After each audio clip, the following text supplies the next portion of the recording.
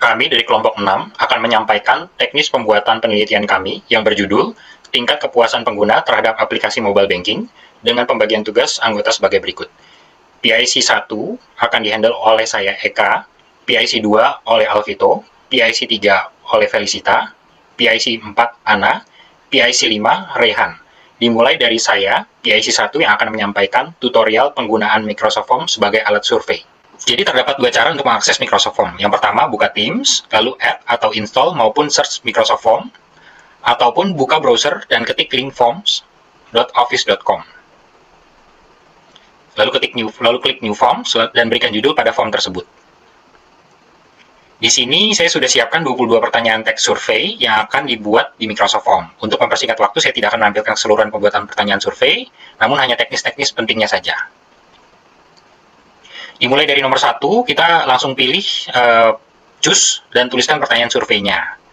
Kita membuat survei pilihan ganda, di mana responden hanya dapat memilih salah satu jawaban. Nah, ini kita paste dulu dan masukkan seluruh pilihannya.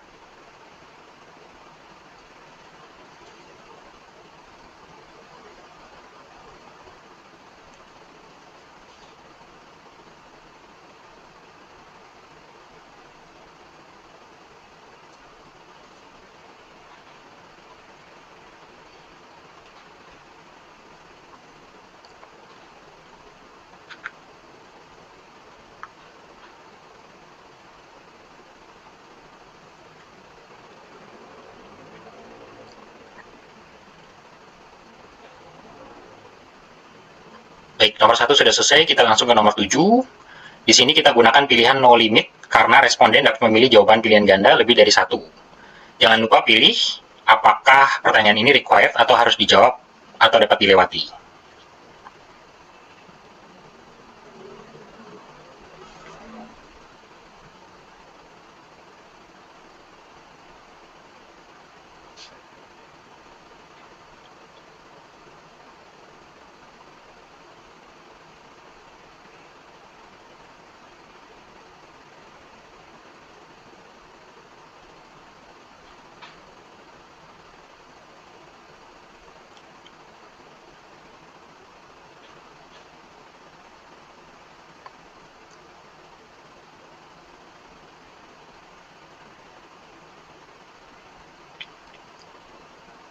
Nomor 7 sudah selesai, kita langsung ke pertanyaan nomor 16.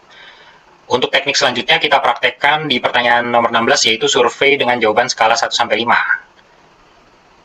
Jadi kita bisa choose option, lalu pilih rating, dan pilih number, kemudian tinggal di paste pertanyaannya. Nah, ini selanjutnya di pertanyaan nomor 17, itu teknik lain lagi, yaitu pertanyaan dengan star rating. Kita bisa pilih add new, lalu rating di bagian simbolnya.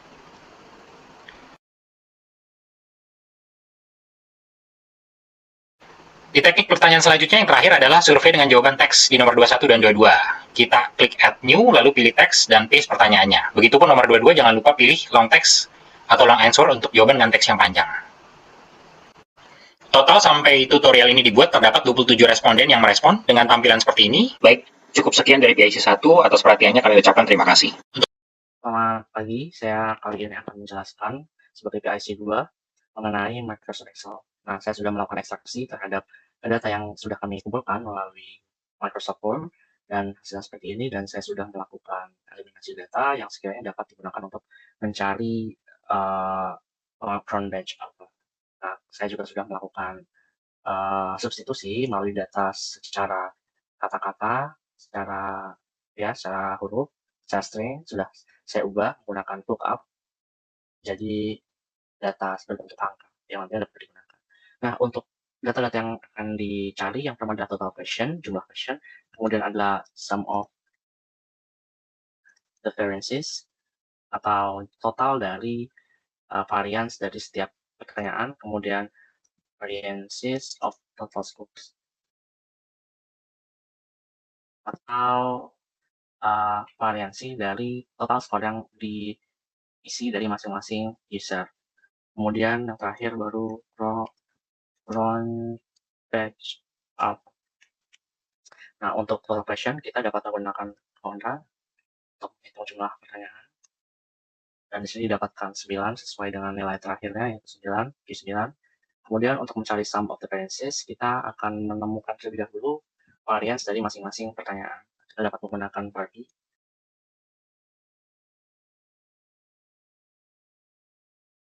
Lalu bisa kita tarik, dan agar lebih sederhana, kita dapat kurangi desimalnya mungkin menjadi 3 angka di belakang koma. Nah, jika sudah, kita dapat melakukan perhitungan dan menggunakan sum dari total data yang telah didapatkan. Dari Q1 hingga Q, lalu ditemukanlah 7,57 sekian. Kemudian untuk variances of total scores, kita akan menjumlahkan terlebih dahulu. Kita akan menjumlahkan terlebih dahulu dari masing-masing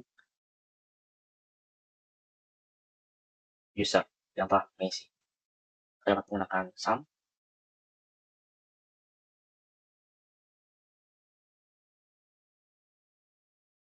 Ya, lalu jika sudah, kita dapat langsung menghitung variansinya menggunakan Barbie. Lalu didapatkan hasilnya adalah 40 sekian. Untuk range batch alpha sendiri, rumusnya saya menggunakan rumus bantu double. Sudah ada. Nah, ini karena kita sudah mendapatkan datanya, rumusnya adalah total question atau N2 dibagi dengan total question dikurangi 1 atau N2 min 1. Lalu dikalikan dengan 1 dikurangi sigma SI atau di sini adalah sum of the variances, N3 dibagi dengan ST kuadrat atau variances of total scores, N4. Lalu sudah ketemu hasilnya adalah 0,912 sebagai front batch alpha. Terima kasih, sekian dari saya. Akan selanjutnya dilanjutkan oleh PIC ketiga. Terima kasih banyak. Dan di sini saya akan menjelaskan serta menunjukkan hasil dari analisis data dalam bentuk descriptive statistics. Untuk itu, saya akan membagi share screen yang berisi tentang raw data dan juga pengolahan data mengikuti metode tersebut.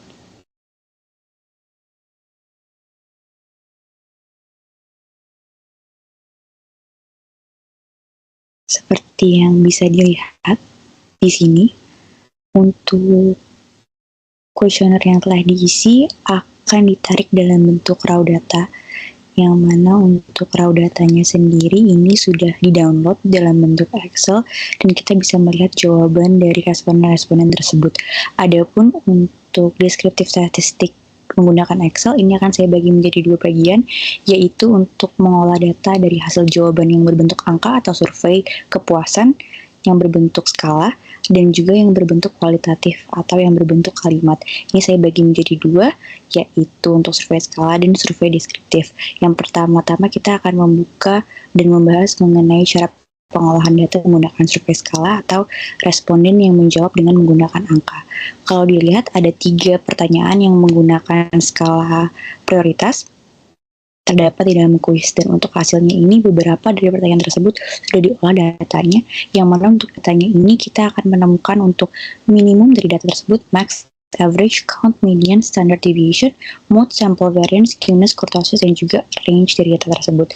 Untuk 2 nomor atau 2 poin dari survei ini sudah dijawab, dan kita akan mencoba untuk menggunakan formula Excel untuk menjawab poin ketiga yang belum diolah dari segi descriptive statistik ya. Untuk min dari data tersebut kita akan menggunakan rumus min yang disatukan dengan range yang dari data yang akan kita ambil atau sampling data. Untuk max kita akan menggunakan rumus max dan juga dengan range data tersebut. Begitu pula dengan average, kita akan menggunakan rumus average yang sebenarnya sudah cukup built-in ya di dalam feature Microsoft Excel. Kemudian untuk count kita akan menemukan berapa banyak responden dari pertanyaan tersebut. Kemudian kita akan menemukan data tengah dari survei yang telah diisi oleh responden. Untuk standard deviation kita akan menggunakan rumus STDR yang merupakan singkatan dari standard deviation. Ini juga sudah built-in dari dalam Excel. Untuk mode kita akan menggunakan rumus mode yang diiringi dengan range dari data sampling yang ingin kita ambil. Untuk variance kita akan menggunakan formula var dan disertai dengan range dari data yang ingin kita ambil. Untuk skewness kita akan melihat ketidikan data, apakah data tersebut condong ke kiri atau ke kanan. Kita akan menggunakan formula skew. Dan untuk kurtosis kita akan melihat apakah data tersebut nantinya ketika dalam statistik diolah dalam bentuk grafik akan berupa grafik yang lonjong atau dalam bentuk grafik yang menukik. Ini kita akan menggunakan formula curve.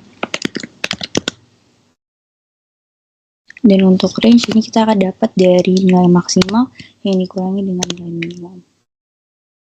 Kita dapat untuk range dari angka 4. Kira-kira begitu untuk rumus dari survei data. Adapun untuk deskriptif di sini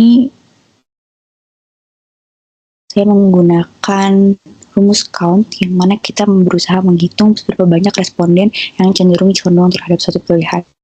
Seperti contoh, apakah dalam pertanyaan apakah responden tersebut memiliki kendala saat menggunakan layanan mobile banking, 12 orang atau sekitar 50% dari orang responden yang menjawab tersebut menjawab bahwa mereka jarang menjumpai kendala, dan ini bisa dianggap sebagai big majority atau mayoritas besar dari orang-orang atau populasi yang ada di dalam sampling data survei tersebut. Begitu pula untuk pertanyaan-pertanyaan lain yang ada di kuesioner yang berbentuk kualitatif, ini diolah menggunakan count untuk melihat kecondongan dari survei tersebut atau jawaban dari responden tersebut. Kira-kira begitu untuk jawaban dari saya mengenai statistik deskriptif. Untuk selanjutnya akan dilanjutkan oleh teman saya. Ibu Feli, perkenalkan nama saya Nalisa Betty, saya dari Prodi Sistem Informasi Kelas Karyawan. Saya akan menjelaskan bagian saya itu PIC 4. Di PIC 4 sendiri, saya bertugas untuk menulis laporan penelitian di file template tugas akhir MS Word. Dan ada beberapa 3 poin penting yang akan saya jelaskan sebagai penjelasan utama saya pada video kali ini. Yang pertama, saya akan menjelaskan bagaimana cara membuat pertanyaan kuesioner atau tes berupa teks di lampiran A1. Yang kedua adalah respon subjek penelitian di lampiran B1. Dan yang terakhir adalah reliabilitas internal atau Crunchbase Alpha di bab 3 pada tabel 3.1. Untuk membuat judul besar seperti ini, kita pergi ke home, lalu klik heading 1. Heading 1 kita tinggal tulis lampiran A. Seperti ini. Nanti dia akan ada muncul tanda seperti ini. Nah, lalu di dalamnya saya akan membuat tulisan lampiran A.1 print text kuesioner ini. Di bawahnya klik tautan ini untuk melihat teks. Seperti ini. Nah, karena di sini itu tautannya bisa diklik, saya akan blok tautannya. Lalu saya pergi ke bagian references. Maaf, ke bagian insert di sebelah home. Lalu saya akan klik bagian link ini.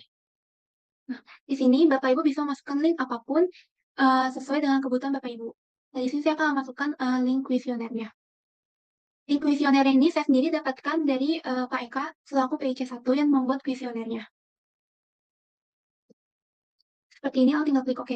Maka akan otomatis jika diklik ini akan nge-link ke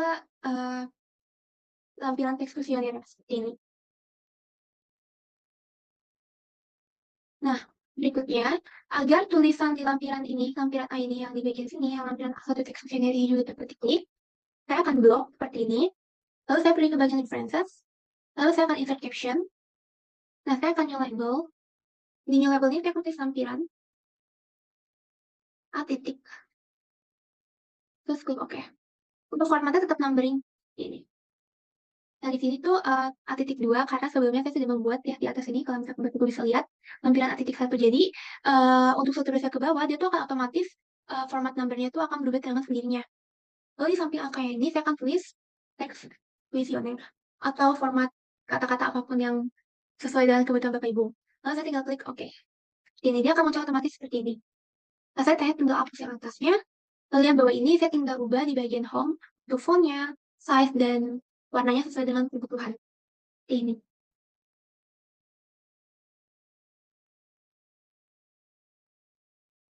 Maka sudah jadi. Jadi nanti kalau misalkan ke daftar lampiran, tinggal dimasukkan saja dan dia akan otomatis bisa ke hyperlink ke lampiran A ini. Seperti itu. Lalu berikutnya, saya akan menjelaskan lampiran B-nya, yaitu respons subjek penelitian. Nah, untuk respons subjek penelitiannya sendiri ini adalah berupa foto ya, seperti ini ya, screenshotan dari respons subjek penelitiannya. Dan untuk responnya sendiri ini, saya dapatkan dari Pak Eka sendiri yang juga selaku sebagai PIC1 yang membuat penelitiannya seperti ini. Ini bisa dilihat hasil seperti ini. Nah, bagaimana cara membuatnya? Sama seperti saya membuat lampiran A, pada halaman yang baru, saya seperti halaman baru. Saya akan membuat judul besar terlebih dahulu, itu menggunakan heading 1, lampiran seperti ini. Nah,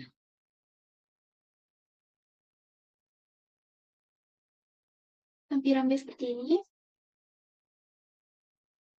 Oh, di lampiran B ini tuh ada respons subjek penelitian yang sudah saya ambil berupa screenshotan seperti ini. Saya anggaplah saya misalnya sudah screenshot, saya copy di sini.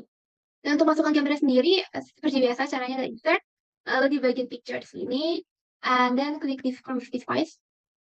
Nanti Bapak Ibu tinggal masukkan saja hasilnya, lampirannya seperti itu. Nah, di atas ini saya mau tulisnya adalah lampiran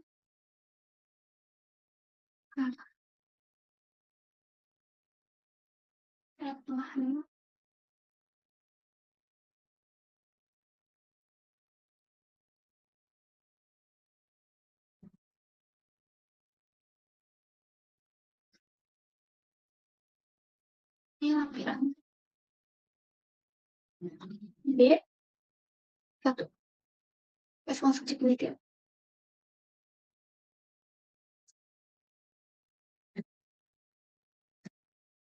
Ini. Lalu untuk membuatnya jadi bisa ke link, saya blok. Lalu ke bagian references, insert caption, new label, saya buat lampiran B, titik. Oke. Di bagian sebelahnya saya tinggal tambahin respon subjek penelitian. Untuk formatnya tetap sama ya, numbering. Lalu klik OK. Maka dia akan muncul seperti ini. Tinggal diubah aja sesuai dengan kebutuhan Bapak Ibu. Seperti itu. Nanti hasilnya akan seperti ini dan dia akan bisa melink. Lalu sama berikutnya, kalau misalkan saya ingin membuat lampiran yang keduanya, saya tinggal insert aja lampiran berikutnya seperti ini. Lalu saya klik gambarnya, saya ke bagian references, lalu insert caption, langsung otomatis dia akan muncul ini lampiran B.2. Saya tinggal klik OK. Gitu. Kalau saya mau dia pindahkan ke atas, saya tinggal copy dan pindahkan seperti ini. Nah, jadi seperti ini. Lalu berikutnya, saya akan menjelaskan yang terakhir itu adalah reliabilitas internal Crunchbase-nya ya, untuk tabelnya ini. Nah, untuk tabel Crunchbase-nya sendiri, ini saya dapatkan dari PIC2, yaitu Qualfito. Ini adalah tabelnya seperti ini. Jadi saya cuma tinggal copy saja dan masukkan ke dalam baik untuk tabelnya tadi, yang Crunchbase Alpha saya dapatkan dari PIC2 yaitu Qualfito, yang kebetulan juga sudah membuat tabelnya rapi seperti ini. Caranya saya cuma tinggal copy saja seperti ini. Ini. Saya tinggal masukkan ke Word di bagian tabelnya. Seperti ini. Nah, bisa dilihat. Dan saya cuma tinggal rapikan aja untuk bagian tabelnya mau dibuat seperti apa. Nah, untuk merapikan tabelnya atau misalkan mengubah desain tabelnya, Bapak Ibu bisa ke bagian tabel desain seperti ini. Jadi kalau di blok nanti akan otomatis seperti ini. Tinggal aja pilih untuk tabelnya mau yang seperti apa. Misalkan saya mau pilih ini, tinggal pilih yang ini. Gitu. Nah, ini dia hasilnya. Lalu untuk di atasnya, karena saya juga pengen tabel ini bisa ke link, saya akan tulis di sini tabel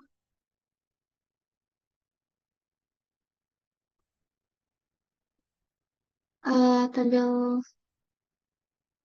3.3.1 karena ini ada di bab 3. Sesuai seperti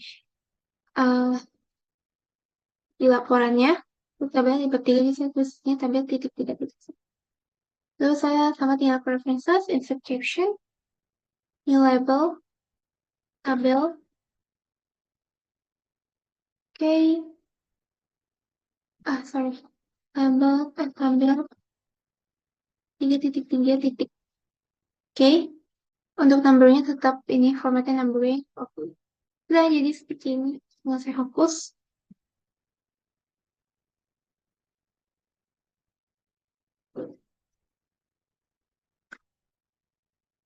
Cuman 12 udah akan jadi seperti ini. Nanti ini bisa semuanya ke link. Nah, untuk membuktikan apakah ini bisa di link semuanya, terutama untuk lampirannya, saya akan pergi ke daftar lampiran. Sebelumnya sudah pastikan bahwa Bapak Ibu sudah memiliki daftar lampiran. Saya hapus dulu ini. Saya akan pergi ke bagian references, lalu saya akan klik insert table of figures di bagian sini. Nah, saya tinggal pilih saya mau masukkan yang mana terlebih dahulu. Nah, saya akan masukkan dulu tabelnya. Tabel 3.3, tinggal klik di sini di bagian general, lalu klik OK. Maka dia akan otomatis muncul di sini. Dan kalau misalkan saya klik ini, dia akan langsung ke hyperlink ke bagian tabel 3.3.1-nya ini. Lalu sama juga selanjutnya ke bagian lampirannya, insert table of figures, ke bagian general, saya klik lampiran A, oke.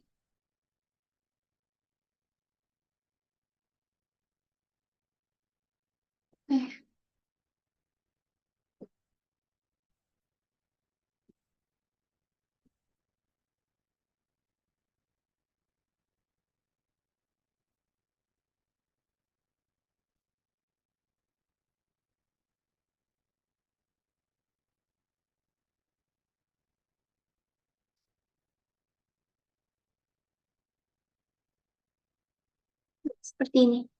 Dia akan muncul. Ini 2 karena tadi kebetulan saya ada memasukkan 2 ya di sini, apa bisa dilihat. Ada teks yang ini. Seperti ini. Ya, untuk lampiran B-nya juga sama. Tinggal insert table figures. Dan B. Oke. Akan jadi seperti ini.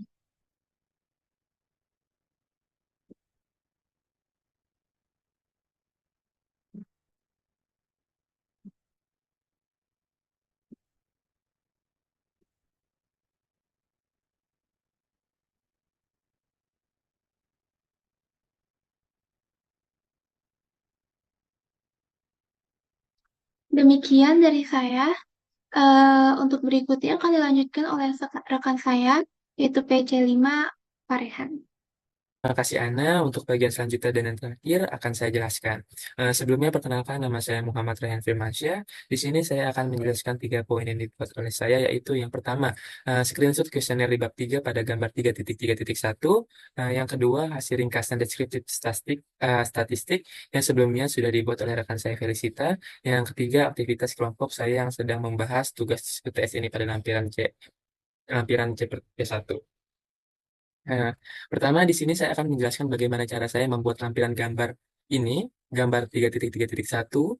Nah, di sini saya mengambil hasil file yang sudah dibuat oleh rekan saya berupa pertanyaan kuesioner yang dibuat oleh PIC2. Cara saya membuat lampiran gambar ini yang pertama, saya screenshot dulu file yang memuat kuesioner tersebut, lalu sesudah file yang tersebut tersimpan, saya insert gambar tersebut ke dalam Word dengan cara klik insert,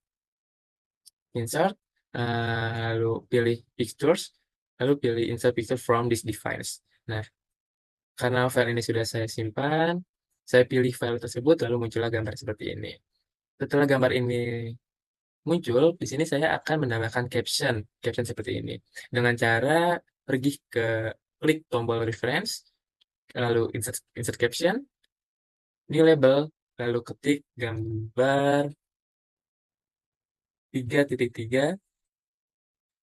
Oke, lalu numberingnya kita ganti menjadi format angka. Di sini nanti otomatis nanti ada angka satunya.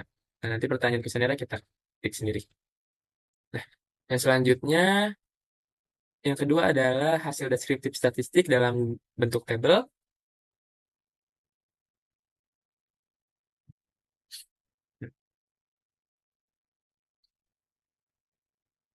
Mentahan hasil statistik deskriptif ini saya ambil dari hasil Excel yang sudah dibuat oleh rekan saya, yaitu Felicita. Cara saya membuat tabel yang pertama. Pergi ke menu Insert, lalu pilih Insert Table. Karena kolom yang kita butuhkan 10, kita ubah 10, dan barisnya kita ubah menjadi 4. Nah, sudah seperti ini kita edit-edit lah ya. Edit-edit menjadi seperti ini dengan cara menambahkan warna, terus uh, kita ubah ukur-ukurannya. Nah, kita masukkan pertanyaan-pertanyaan dalam kuesioner tersebut. Nah, hasil dari yang ini, min, max, rata-rata, median, modusnya, kita ambil dari hasil Excel yang sudah dibuat oleh Felicita. Eh, Jumlah-jumlah angka yang ada di sini pun saya ambil dari hasil Excel yang sudah dibuat Felicita, tetapi sudah saya bulatkan angka-angkanya. Lalu, sesudah saya membuat tabel ini, saya menambahkan caption dengan cara seperti tadi, yaitu insert reference, lalu insert caption, dan diubah menjadi namanya tabel 4.1.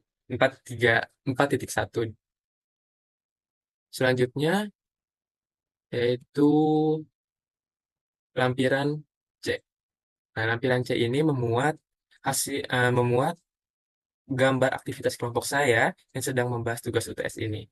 Kami diskusi menggunakan Microsoft Teams, dan di sini saya mengabadikan momen hanya tiga foto saja. Nah, caranya, saat kita melakukan Microsoft Teams itu, diskusi, saya screenshot sudah masuk ke dalam komputer saya. Saya insert picture from this files. Sudah masuk 3 foto ini, lalu kita tambahkan caption seperti contoh yang 2 di atas tadi. Cukup sekian yang dapat saya jelaskan. Kurang lebihnya mohon maaf. Terima kasih banyak atas perhatiannya. Terima kasih.